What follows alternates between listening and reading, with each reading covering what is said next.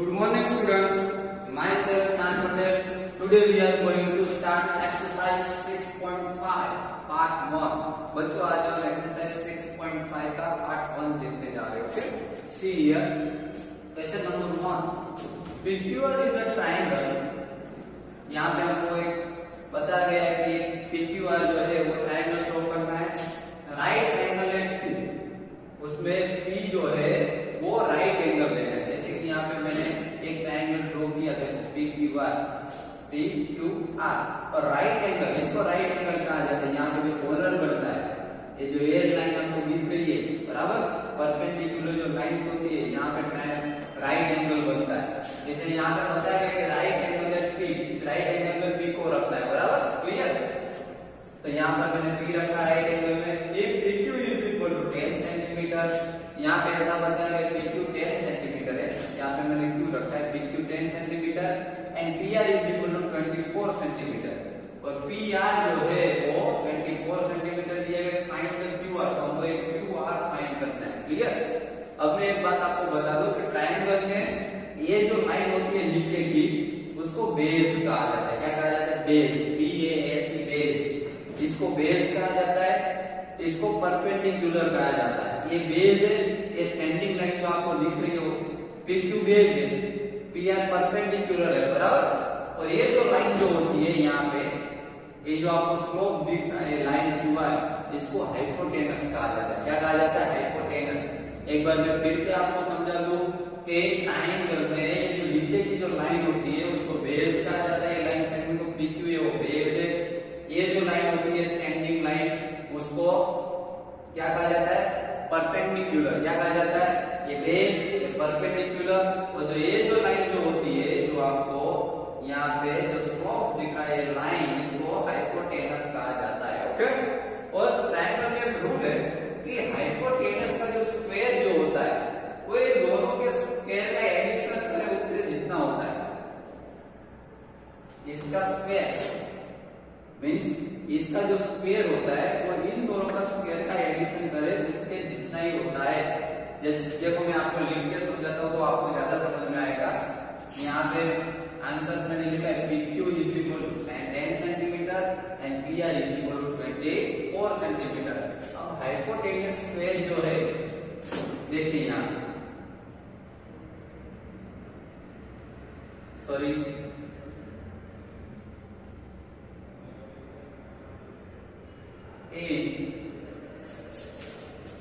Triangle, कौन सा triangle दिया हमको? PQR. ट्रायंगल PQR, यहाँ पे ट्रायंगल PQR में हाइपोटेनस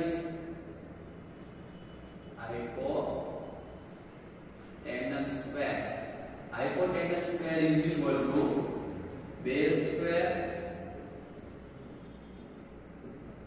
प्लस परपेंडिकुलर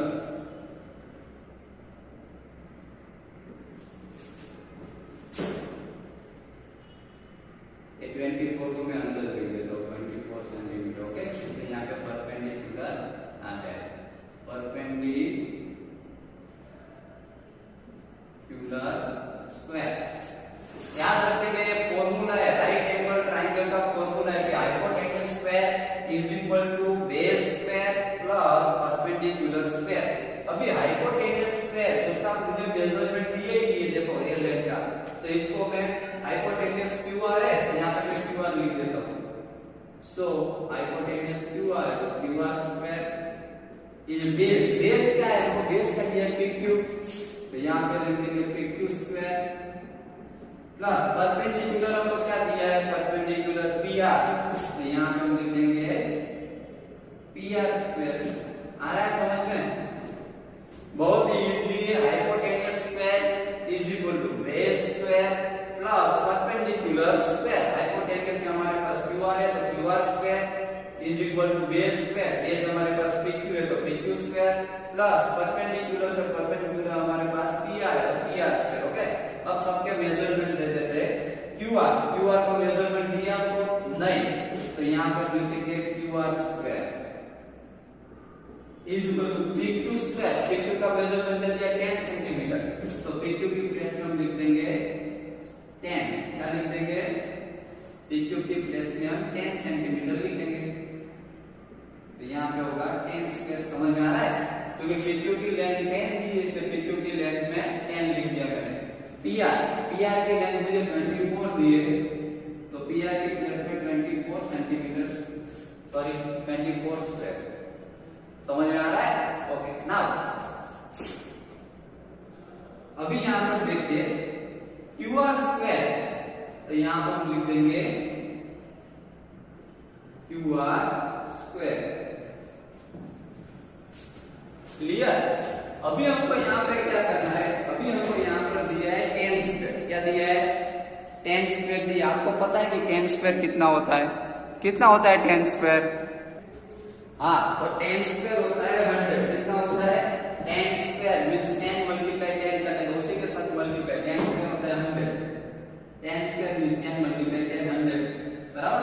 अभी 24 स्क्वायर, 24 स्क्वायर का मतलब होता है कि 24 मल्टीप्लाई 24 करने का, तो हमको आंसर मिलेगा 576। कितना मिलेगा? 24 मल्टीप्लाई 24 करेंगे तो 576 आंसर मिलेगा। समझ में आ रहा है? ओके, अभी यहां पे देखिए QR स्क्वायर, यहां से मैं स्क्वायर निकाल दूं, नहीं अभी नहीं निकाल दे रहे हैं। QR स्क्वायर जो इन दोनों का एडिशन कर दो, कितना होगा? 100 प्लस 576, 676 हो जाएगा। कितना हो जाएगा? 676। ओके, अभी क्या कीजिए, यहां से स्क्वायर निकाल दीजिए। यहां से स्क्वायर निकलेगा तो सामने रूट लग जाएगा। क्या लगेगा? इसको रूट बोलते हैं 676। क्या बोलते हैं इसको?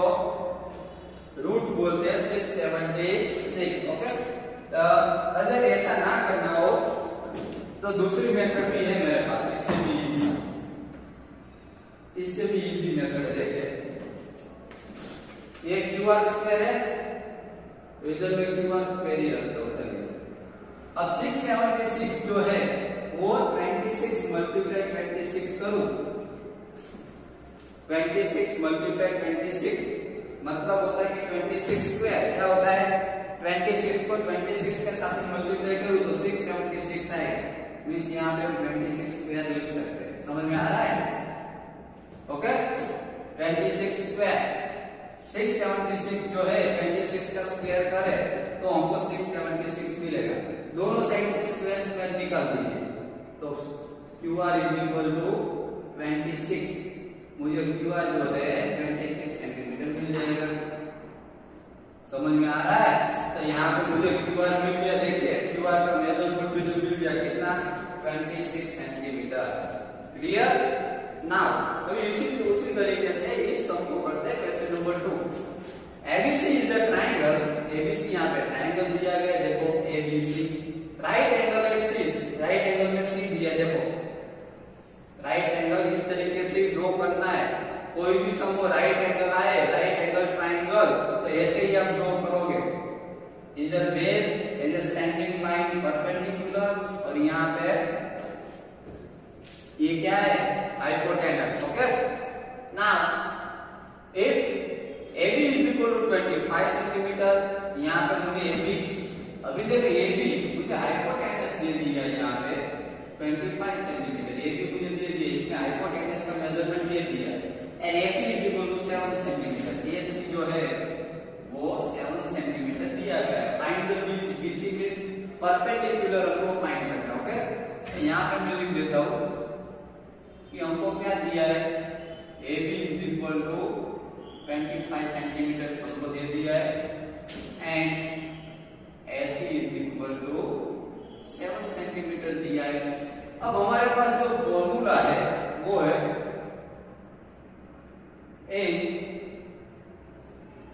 ट्रायंगल। कौन सा ट्रायंगल हमारे पास? ABC। इन ट्रायंगल ABC में hypotenuse square is equal to क्या है फॉर्मूला हमारे पास? Hypotenuse square is equal to क्या होता है? Base square plus perpendicular square. ये फॉर्मूला हो गया hypotenuse square is equal to base square plus perpendicular square. अभी हमारे पास हाइपोटेनस देखिए, हाइपोटेनस ये है, हाइपोटेनस 25 सेंटीमीटर दिया गया है, तो हाइपोटेनस में हम लिख देंगे 25 स्क्वायर। क्लियर? बेस हमको क्या दिया है 7 सेंटीमीटर स्क्वायर।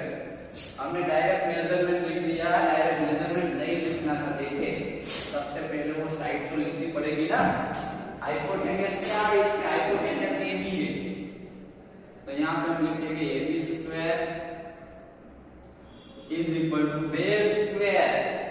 बेस मुझे AC दिया गया है, तो AC स्क्वायर प्लस परपेंडिकुलर मुझे BC दिया गया है, तो परपेंडिकुलर में BC स्क्वायर लिखेंगे। अब इसका मेजरमेंट है AB स्क्वायर, तो AB मुझे 25 दिया है, तो यहां पे मैं लिखूंगा 25 square is AC square. AC मुझे 7 दिया है, यहां पे लिखूंगा मैं 7 स्क्वायर प्लस BC मुझे नहीं दिया था, यहां पर BC स्क्वायर रहने दूंगा। अभी यहां पर देखिए 25 का स्क्वायर में करो 25 स्क्वायर तो 625 होता है। कितना होता है याद रखना, 25 स्क्वायर मींस 25 मल्टीप्लाई बाय 25 करने का 625 होगा। 7 स्क्वायर में करूं तो 49 होगा। कितना होगा 7 स्क्वायर कितना होगा 49। इस 7 7 का 7 को 7 के साथ मल्टीप्लाई करने का 7 7 जा 49 is plus BC square. Okay, अभी मुझे BC स्क्वायर फाइंड करना है, तो 49 को मैं लेफ्ट साइड में ले जाऊंगा, 625 तो दिया ही है। अब 49 को इज इक्वल टू के लेफ्ट साइड ले जाओ तो -49 हो जाएगा। इधर से 49 को चला गया तो बचा क्या सिर्फ BC स्क्वायर। समझ में आ रहा है? 49 राइट इज इक्वल टू के राइट साइड था, मैंने लेफ्ट साइड ले लिया, इसलिए साइड चेंज हो गई, प्लस 49 का -49 हो गया। अभी 625 -49 करूं तो देखिए 5 - 9 तो होगा नहीं, तो 15 - 9 करना पड़ेगा। 15 - 9 कितना होगा 6। Okay, now 11 - 4 7। 11 - 4 कितना होगा 7 and then 5 576 is equal to BC square. अभी 576 जो है वो 24 स्क्वायर है। किसका स्क्वायर है 24 का स्क्वायर है। 24 मल्टीप्लाई 24 करूं मैं तो 576 मुझे आंसर मिलेगा is equal to BC square. दोनों साइड से स्क्वायर निकाल दीजिए तो 24 इज इक्वल टू BC। यहाँ पे हमको BC का मेजरमेंट मिल गया 24 सेंटीमीटर। समझ में आ रहा है? बहुत इजी सम है। आपको सिर्फ फिगर ड्रॉ करनी आनी चाहिए इसकी। ओके, और आपको फॉर्मूला आना चाहिए hypotenuse square is equal to base square plus perpendicular square. तो बहुत ही इजी सम्स है। ओके, ये दोनों सम्स को ध्यान से देख लीजिए फिर से, और इसको अपनी नोटबुक में नोट डाउन कर लीजिए।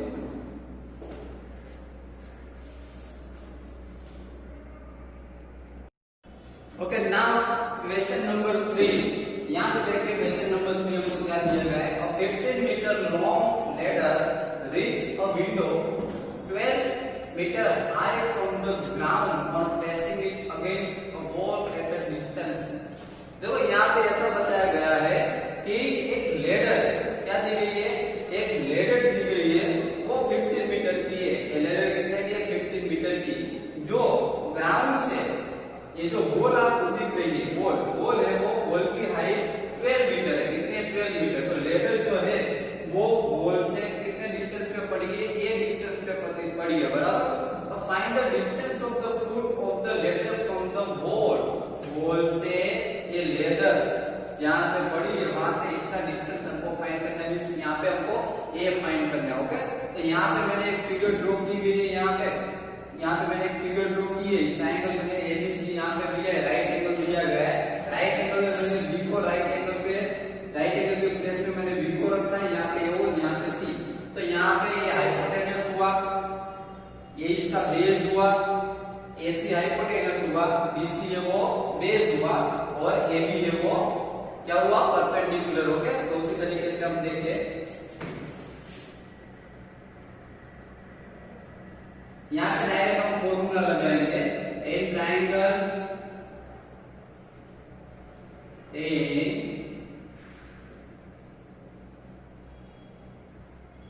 Right angle triangle A B C. Right angle triangle A B C में हाइपोटेन्यूस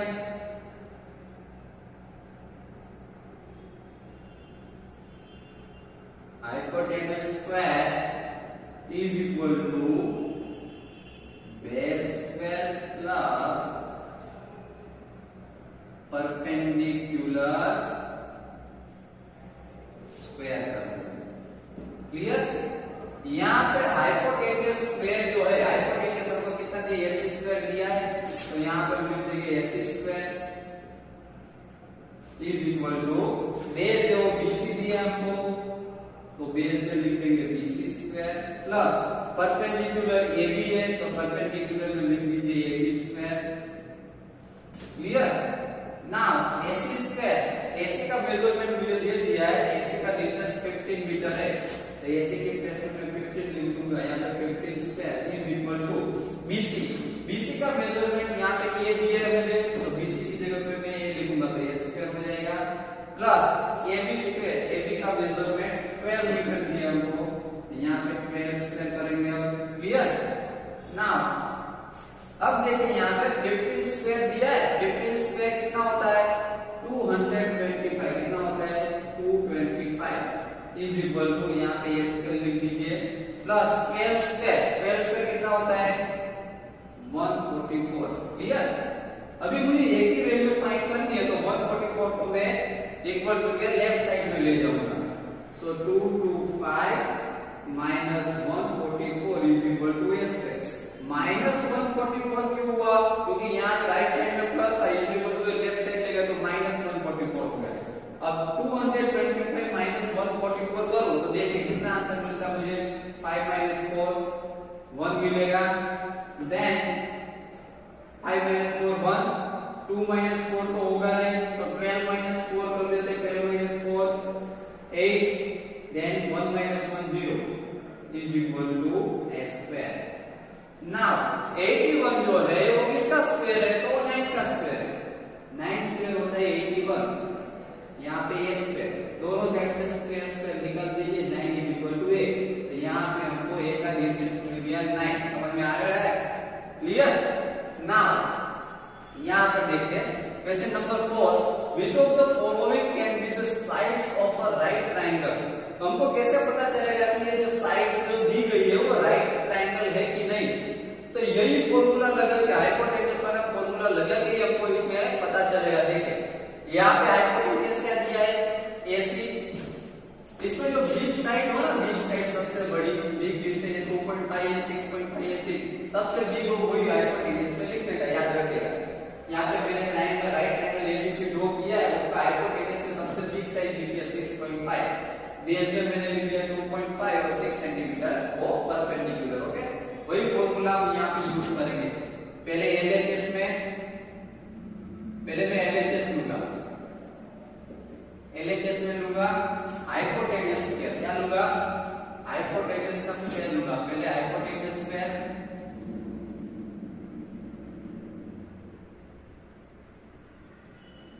डायरेक्ट ऐसे स्क्वायर लिखो वो भी चलता है,